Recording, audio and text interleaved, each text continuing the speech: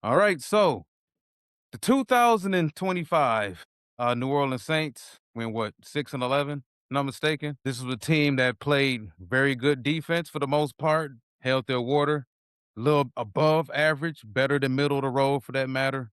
You had an offense that was held under 20 points 11 times last season. One time they were held right at 20 points. They started the season with Spencer Rattler as the starting quarterback. Spencer honestly didn't do enough to get fired from his job, but he also didn't do enough to keep it. This is a guy that was a gunslinger in South Carolina, was a gunslinger in high school. He was known for being a big arm quarterback that could make big plays downfield, take gambles, take risks. Last year, in the amount of starts he had before he was eventually set down for Tyler Shough, this was a guy who played more like to not lose his job more than to keep it. Now, I did mention to you before we started this video in regards to Spencer Rattler. Spencer, I believe, could have seen some time this year, whether it's due to injury to the guy in front of him or an ineffective Tyler Shough, if it ever came to that. I don't think it's over for Spencer Rattler. We may find out ultimately at the end of next year how they both sides feel about each other. But I believe if Spencer never really had the opportunity to sit back in that situation and watch somebody else actually do it the way he should have been doing it. And Spencer has a little bit more physical upside, I believe, than Tyler Shough. So Spencer, if he has the opportunity to get back in, we could see Spencer play a little bit more confident from the pocket than we saw last year. But I know you don't like talking about this team that much, man.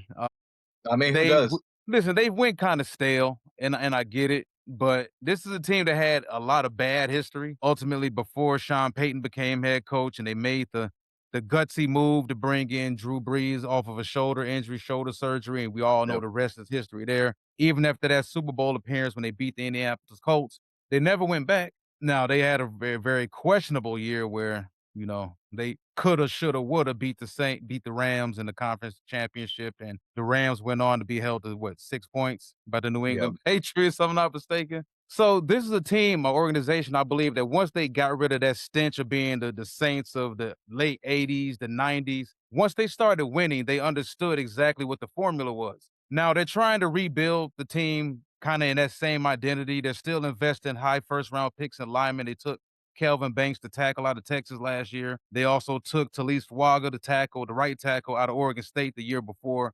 But this is a team that understands they need to score points. What do you think about Tyler Shough at this point in time? Well, I felt like whenever he had the opportunities, he played well. And towards the end of the year, he played better, right? And that's why Spencer Rattler was benched, right? New offense, right? Rookie, first year in the NFL, first year head coach. I mean, we saw a lot of these games while they were in the games, but they just weren't able to make enough plays, right? So, I mean, I think going into year two, I think we're going to see a better Tyler Shough for the Saints and a better team, hopefully. They signed Travis Etienne Jr., right, during the offseason, so that should help. The drafting receiver Jordan Tyson, also the pair along with Chris Olave. Chris Olave is good when he's healthy. Question is, is that he's had some concussion issues, so hopefully he doesn't see too many of those or any of those moving forward. So, I mean, look, we talk this division specifically, right? I think we're both in the position that we think the Bucks are poised to win the division. But I mean, anything can happen, man. We saw how chaotic this was during, last year towards the end of the season. How essentially all the teams beside the Saints were in it. Yeah, and you can honestly throw the Carolina Panthers in there, I believe, too. That was a team that won the division a year ago, made the playoffs, came within getting a defensive stop, perhaps, or going to the second round of the playoffs and playing. Who would they have played if they would have beat the Rams? Because It would have they been weren't the last remaining lowest seed. So I'm not even sure who they would have played in the second round. Seattle. Seattle. Yeah, I don't think that would have worked. No. Oh, you know what? But No, because they won the division. I don't think were they higher seed than the Niners? I think Niners are Seattle was the four. first seeds, and New Orleans beat Philadelphia. They won at Philadelphia. So either way, I'm not sure if Carolina Yeah. would Well, matchup-wise would have matched up better with either one of those teams. But nonetheless, they played a very, very good LA Rams team, very tough. They played them tough a few weeks prior to that, yeah. honestly, in the regular season. So if you're a Panthers fan, not this is a Panthers show, but if you're a Panthers fan, I think you have a lot to be very confident and excited about heading into next Yeah. season. But this New Orleans Saints team, man, listen, you can go through what they did in free agency. I'm not sure if they necessarily did enough in free agency. They still, regardless of how we feel about Tyler Shough, that was still a turnover ratio of Yeah. 10 touchdowns to 6 interceptions. This is still a 6-win team. He started with 11 games last year. The offense didn't look great under Shough, I just saw Shough being more confident making some of those throws that Spencer Rattler, for whatever reason, didn't. Spencer Rattler was a lot of checkdowns, a lot of short digs, a lot of hitches. It was a lot of Yeah. high percentage throws, low risk. I'm not trying to lose my job. And as we've seen with a lot of quarterbacks in the NFL, you have to be able to find that sweet spot, that Yep. common ground of being a playmaker and a game manager. If you're too much of a game manager and we never develop anything, what's going to happen? And like you said, Chris Olave is good. I'm not sure if he's lived up to what we thought he was going to be coming out of Ohio State, especially if you compare him to the rest of the guys from Ohio State. But let's be honest, that skill position group wasn't the sexiest either. Like he It wasn't wasn't. surrounded by a lot of playmakers. And we talked about it before the show. They went out and invested. They had 7 draft picks, if I'm not mistaken, and they invested 3 of them in wide receivers and 1 of them in the tight end. So they knew they needed to make more plays. Not only were they not able to sustain drives, being dead last in the league and almost in third Yep. down percentage, but they also couldn't develop any splash plays. So if you But can't move the ball, you can't yep. run the ball, and you can't get any big plays downfield, that leaves a stagnant, dead offense. But I mean, Tyler Shough was able to do more than what Spencer Rattler was, right? And then Absolutely. we know the Saints dealt with injuries last year, right? Alvin Kamara, I mean, he was out a lot of the season, right? Questions going into the offseason, we're gonna training camp's gonna start here in about a month or so. Cam Jordan, he's still out there, right? Apparently, they have a contract on the table for him, but he still hasn't signed it. He's gonna be 37 next month. I mean, the question is he gonna come back to the Saints? It doesn't seem like too many teams are interested, or if they are, it's not at the number that he wants it to be. So The he's other thing, unrestricted. he's unrestricted, yeah. Now, the other thing too, Alvin Kamara. We saw during the offseason that there was a lot of trade rumors, right? If they're going to move him before the draft, I think that option is still on the table for the Saints to move him. Now, question is, are they going to? If I'm the Saints, first of all, what do you believe you're gonna be able to get for an aging running back? What a third, fourth, fourth? He's still good. Like man, when he's healthy, he's good. Okay, Well, so I get it. David Montgomery was never in his prime, the running back. And David Montgomery in his prime, the Bears and early on with the Lions was a damn good back, but he was never Alvin Kamara level right versatility overall. in the The Houston well, Texans running the gave football, up catching a the 5th, football. David Montgomery. I just don't think teams are into giving up high value capital for aging running backs. I just don't see it. Before I give up a 4th round pick, and a lot of people out there may look at the 4th round pick and say, "Oh, that's nothing." That's bullshit. Like teams get starting guards in the 4th round. Teams get starting slot receivers and corners in the 4th round. Yeah, Um, but the draft's not a sure thing, Walt, and we know this. it's not, So, but if I'm a team that needs a running back, why would I trade for him? and Who's look, gonna trade maybe for what? well, Cincinnati? Like who's gonna trade for a running back? look, maybe some of the teams are better, right? That have high expectations going into next season. Maybe their starting running back gets hurt at training camp, and they're like, "Hey, we should make a move," and they feel like they have enough to essentially give up a draft pick for Alvin Kamara. But it would have to be a team that feels like they're just a running back away.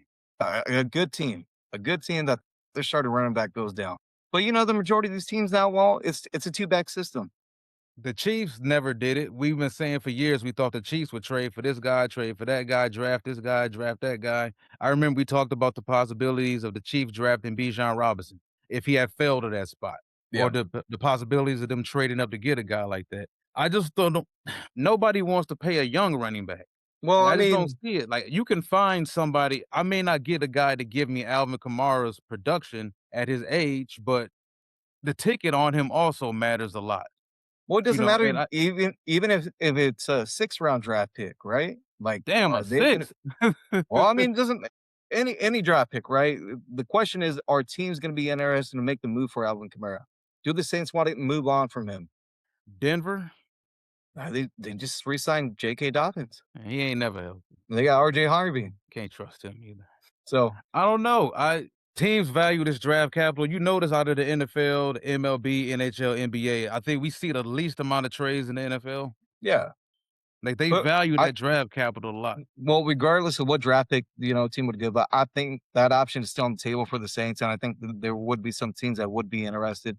Now, of course, asking price, what is it? We don't know, right? So that's something to keep an eye on, and maybe he stays with the Saints, the whole, next season, or maybe he gets traded for the trade deadline. It's possible. I mean, they understand something and know something is their organization. They didn't invest a draft pick in a running back position.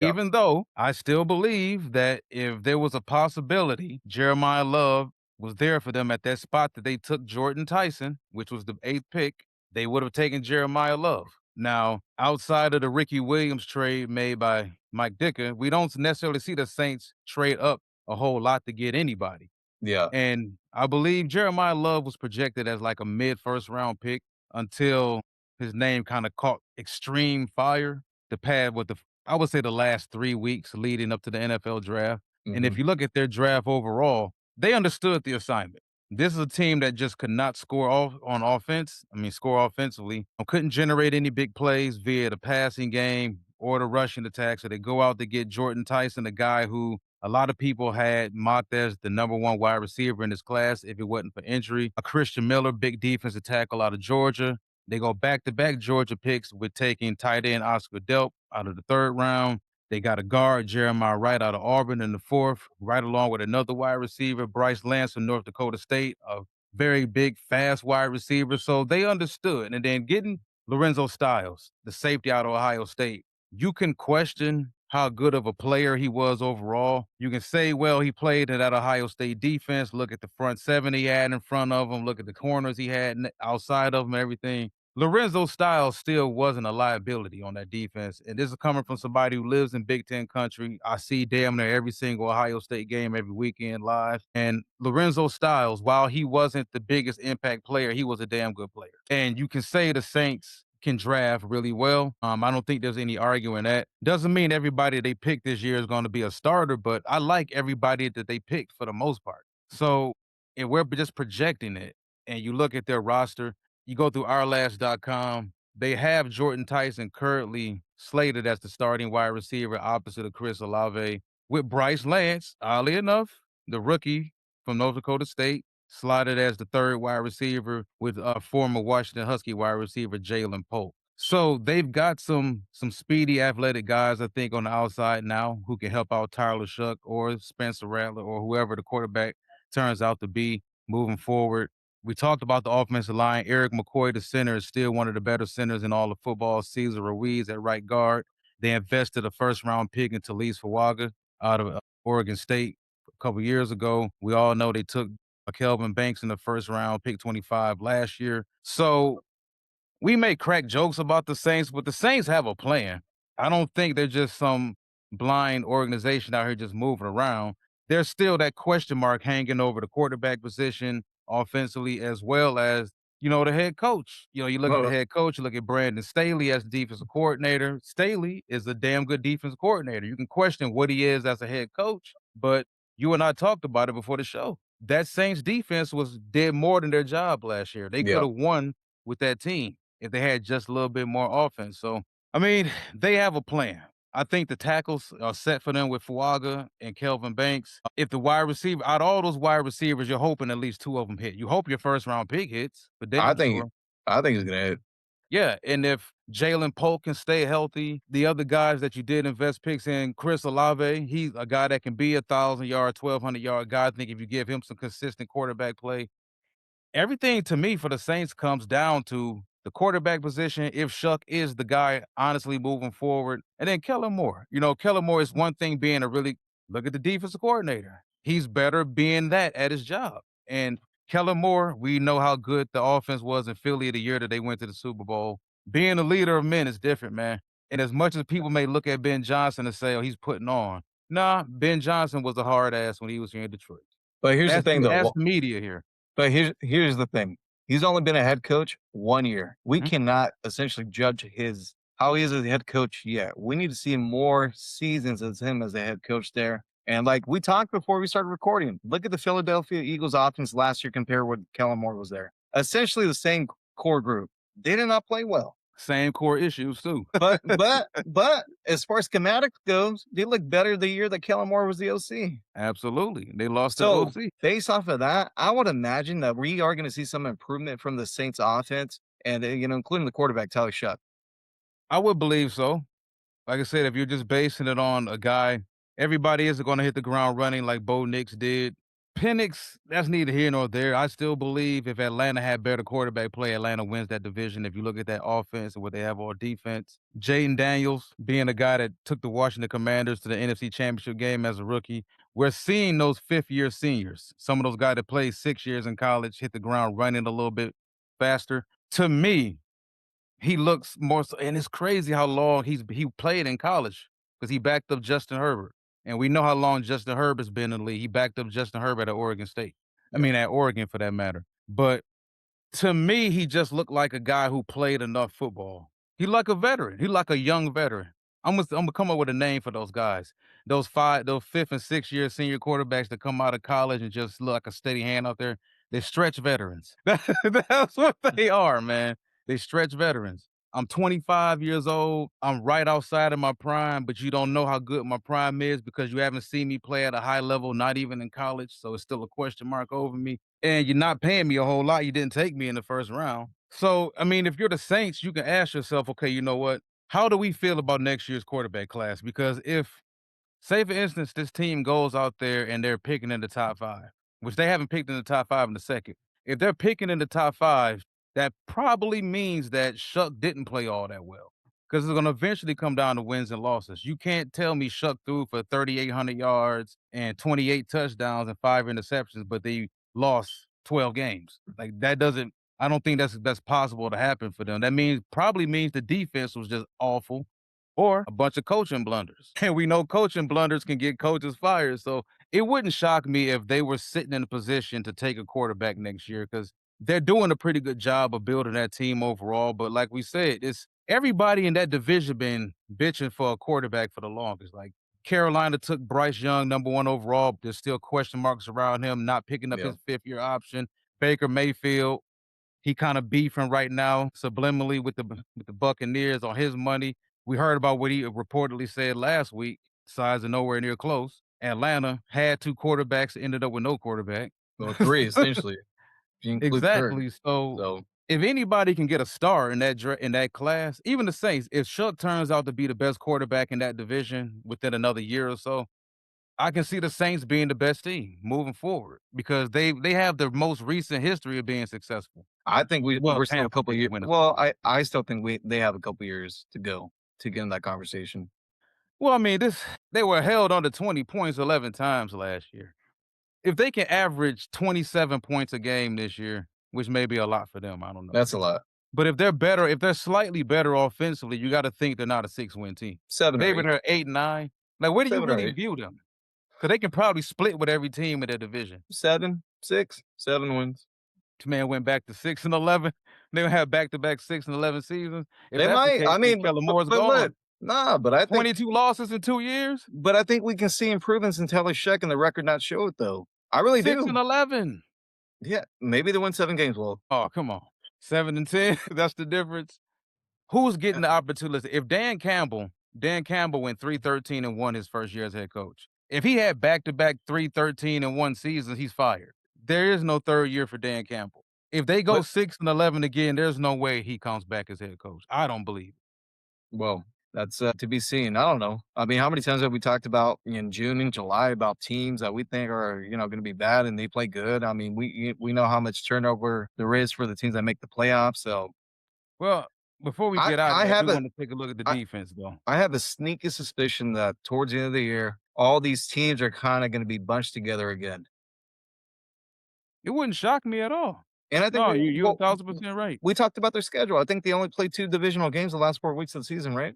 Yeah, yeah. If you're looking at it, bring this back a little bit, sir. If you look at towards the end of their season, they have from week 10 to week 18. Week 10, they host Carolina, and week 18, they host Tampa. In between that, they got games against the Bears, the Bengals, the Packers, and the Cardinals. So yeah, that's well, let's be honest, go back prior even to week 6. Week 6? Hold on, not even week 6. Week 9. The week before they played Carolina, they played Cleveland. And then the week before that, they played the Saints. So if you go from week 6 to week 18, they only have 2 divisional games. That's crazy. That's unheard of. That's unheard of. I don't know why they set it up like that for them, but to me, that's completely unheard of. Going back to week 6 to week 18, they have the Giants, the Steelers, the Browns, the Panthers, the Bears, the Bengals, the Packers, the Cardinals, and the Bucks.